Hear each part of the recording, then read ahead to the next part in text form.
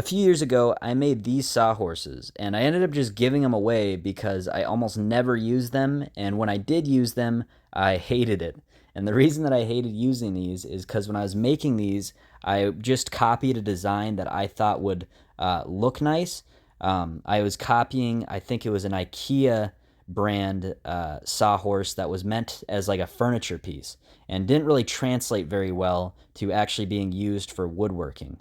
So when I actually used these sawhorses for the first time, I noticed a lot of problems. One of the main problems I had with these sawhorses is that they're very hard to store. They don't fold or stack, so when they're not in use, they just end up sitting around taking up a 4x4 square in my already very small shop.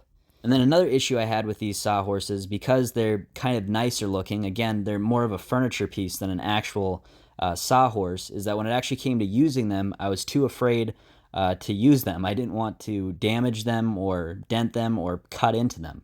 So I ended up just almost never using them. Oh, and another thing with this old design was height adjustable, which I thought would be really cool and useful, and it would allow me to use these sawhorses as like an outfeed table or an extension for my benches. But that ended up not being the case because there's only 5 heights to choose from, and none of those heights matched up with any of my tools or benches, so that feature just never got used.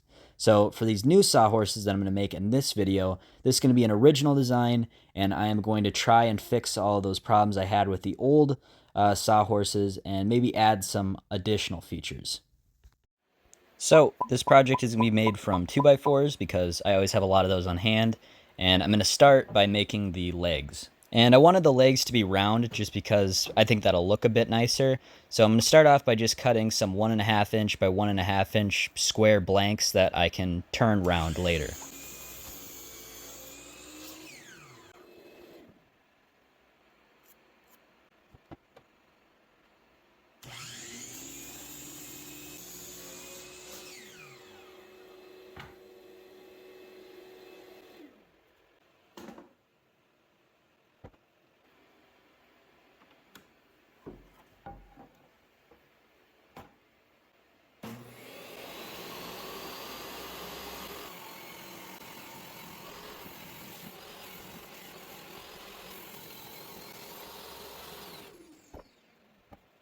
And while I'm at the table saw, and just to make the next steps a lot easier, I'm going to chamfer all the edges of each of the blanks so I don't have to remove as much material when I'm turning the legs later.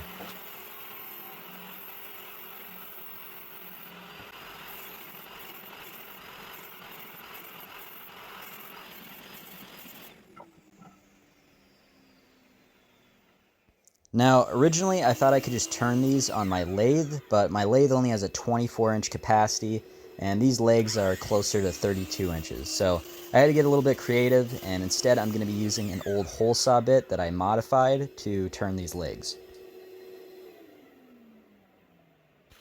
So this first hole saw bit that you see me using is just to hold the dowel blank in place.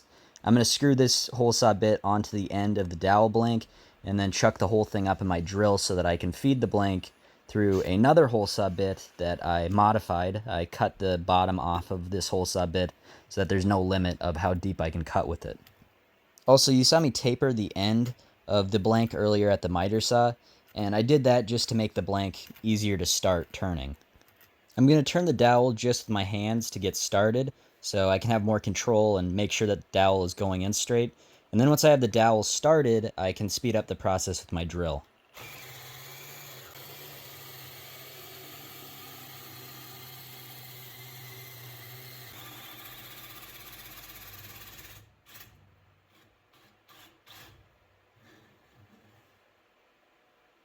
And lastly, I'm just going to sand it down a bit to get rid of all the saw marks.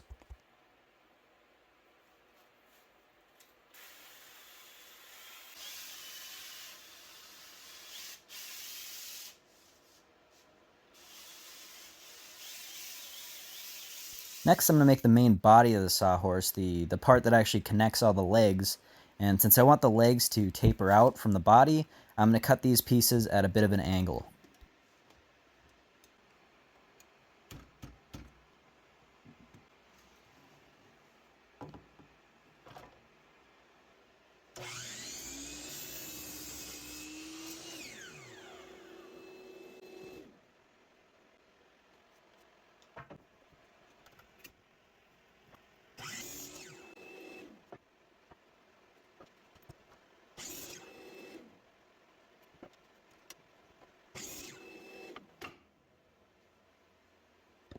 I'm going to drill a 1.5 inch hole in each of these pieces for the legs to fit into.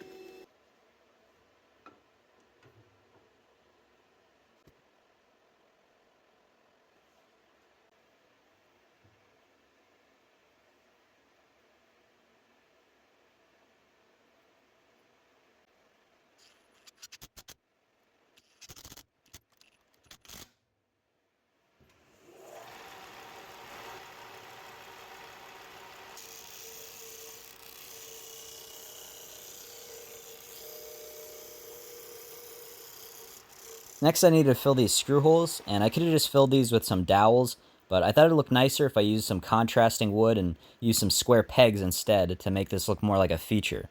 And it worked really well. I really liked the way it looked, and I'll probably do it again on a future project. But as you can tell from the thumbnail, it didn't really matter because I just ended up painting these anyways, which wasn't originally the plan with this project, but I'll explain why I did that later.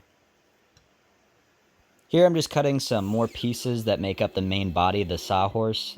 This sawhorse design has a lot of angles and jointed parts, so for right now I'm just going to CA glue these parts together to tack them in place, but later you'll see I reinforce these joints with some biscuit splines.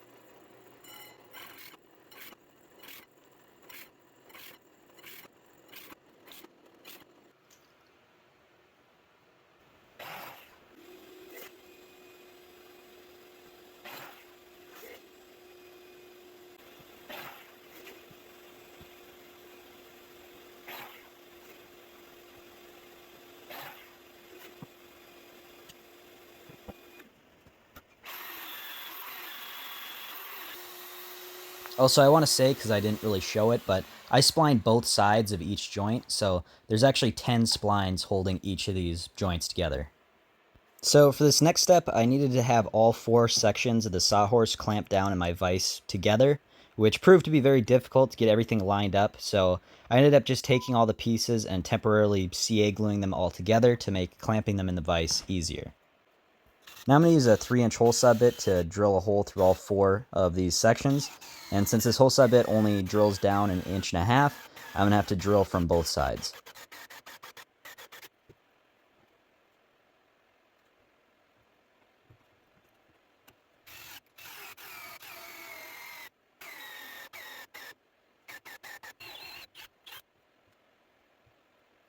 Now using a slightly larger hole sub bit, I'm going to cut 2 circles to replace the hole that I just cut and make a sort of hinge that will connect the legs together but still allow them to fold and move.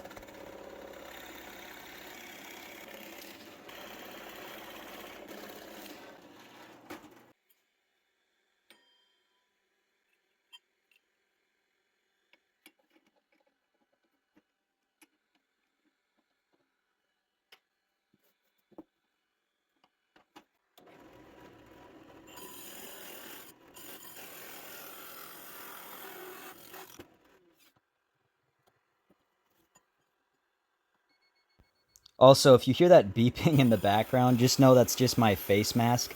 I bought this battery-powered dust mask face shield thingy, and by the way, this isn't sponsored or anything. It's just very, very happy with the mask. I think it was Making with Miles wearing this same mask, so I ended up buying my own, and it was really expensive. It's like $400, but it was genuinely the best purchase I've made all year.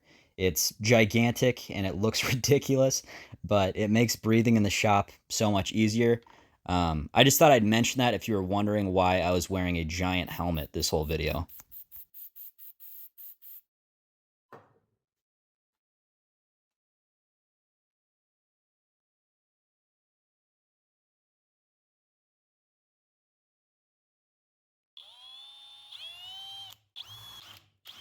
There's going to be a lot of force on these hinge joints that I'm making. So I know using CA glue doesn't seem like the greatest choice, but I'm really only using the CA glue to hold the piece in place while I drive in the screws, and I kind of expect the CA glue to fail. I didn't want to make anything real permanent, so I didn't want to use wood glue because I wanted the joints to be able to move really freely and adjust and flex when they need to when the hinge is opening and closing. So since this hinge is going to be moving a lot, I'd rather the parts be able to flex and move with it rather than being too rigid and just breaking.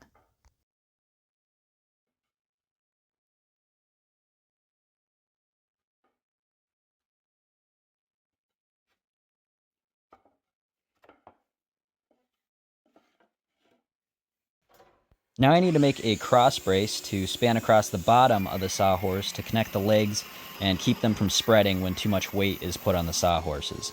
So first I'm going to cut off a few more sections of 2x4, and then I'm going to rip those sections of 2x4 into 1" by 1" square stock that I can work with. And just to make these cross braces look a little bit nicer and just not square sticks, I'm going to do a little bit of shaping. I'm going to cut some curves into these cross brace pieces.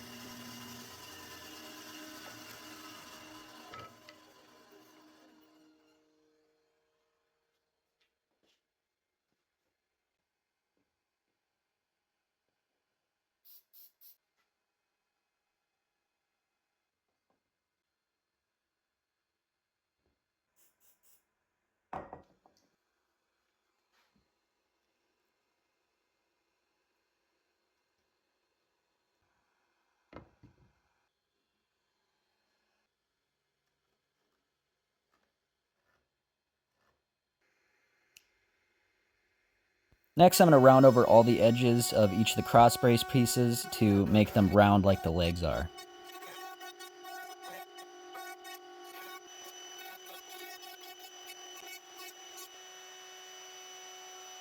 I'm using a hole saw bit the same size as the legs of the sawhorse to cope the ends of each of the cross brace pieces to fit. Also, you'll notice I'm not doing a very good job of keeping the bit straight when I'm drilling down here, and I'm actually doing that on purpose. I'm trying to match the angle that the legs of the sawhorse taper outwards.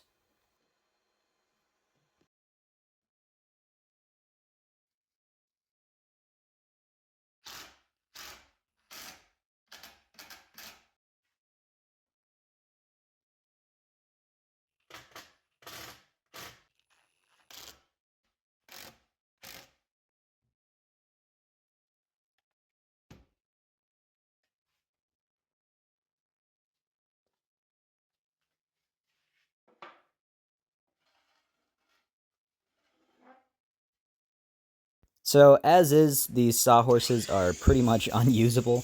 There's a lot of angled surfaces, and you need a flat surface to cut on. So, I'm going to make some blocks that will raise off of the angled surface of the sawhorses that I can build off of later. And I'm going to do a lot of shaping to these blocks to make them look fancy.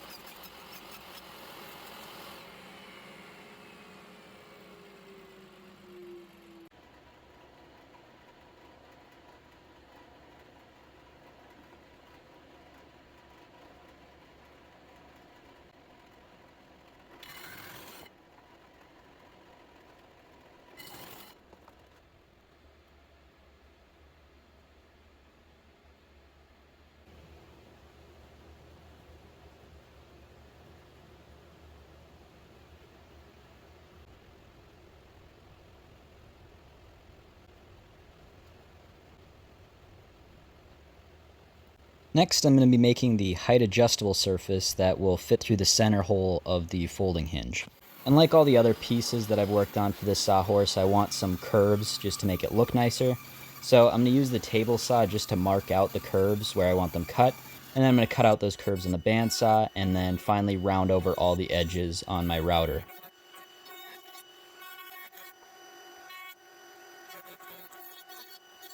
I need to attach a 1.5 inch dowel to this workpiece, and the workpiece is also 1.5 inch wide. So if I drill a 1.5 inch hole for the dowel to fit in, it is just going to drill through the sides of the workpiece.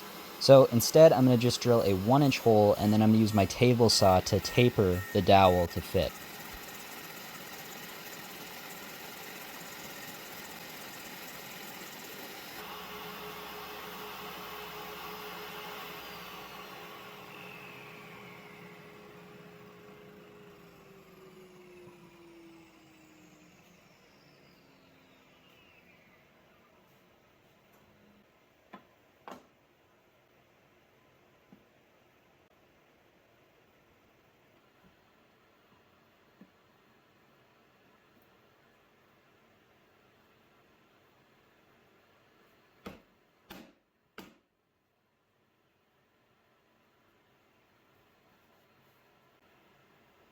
At this point, the sawhorses are almost done. I just need to attach some sections of 2x4 to all the work surfaces. And these sections of 2x4 are not permanent. These are meant to be replaced as they get dinged up and cut, so they'll just be screwed in place.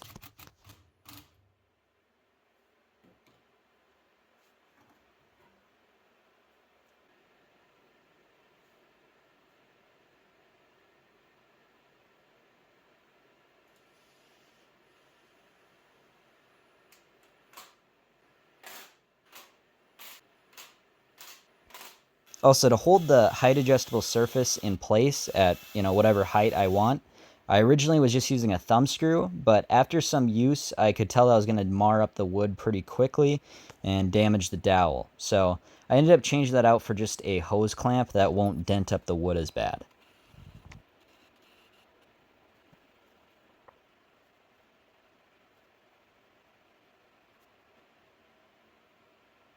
A lot of people might hate this. People usually get upset when I paint wood projects, and usually I'd agree. I usually just like to keep the natural look, but in this case, I'm happy with the choice. I think it'll be a more durable finish, and in this case, I genuinely do think it will look better. It'll add some contrast to the design.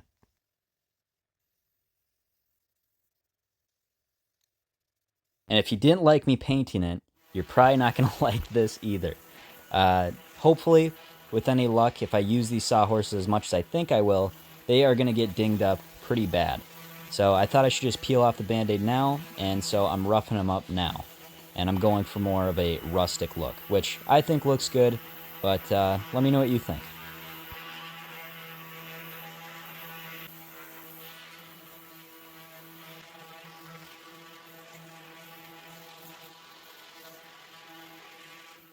You can see my dog Timber in the background here. He's hanging out as I show off the final product here, which I'm really happy with.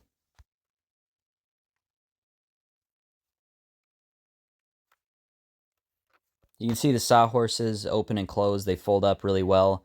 And the rustic paint job actually turned out really nice.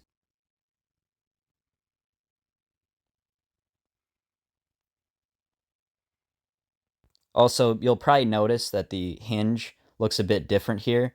I had to add a couple of pieces of wood to make the hose clamp for the height adjustable surface work, and I did all that stuff off camera. Now you're going to see the height adjustable surface in use. I can use this as a roller or an extension for my workbench. And with the hose clamp, it works a lot easier, and it's much easier to just remove the whole thing and get it out of the way when I don't want to use it. Next, I'm going to use the sawhorses to actually cut some pieces of wood.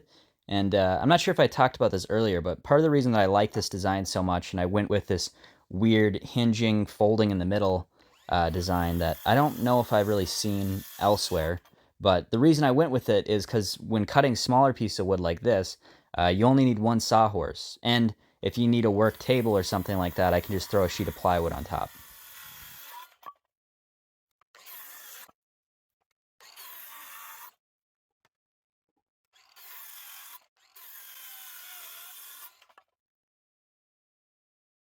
Lastly, I of course want to test the strength of these sawhorses, so I threw on a sheet of OSB, and I'm going to climb on and see if these hold my weight. And I weigh about 160, and these held my weight very well. There's definitely ways to make stronger sawhorses, but for my purposes, these will be plenty strong.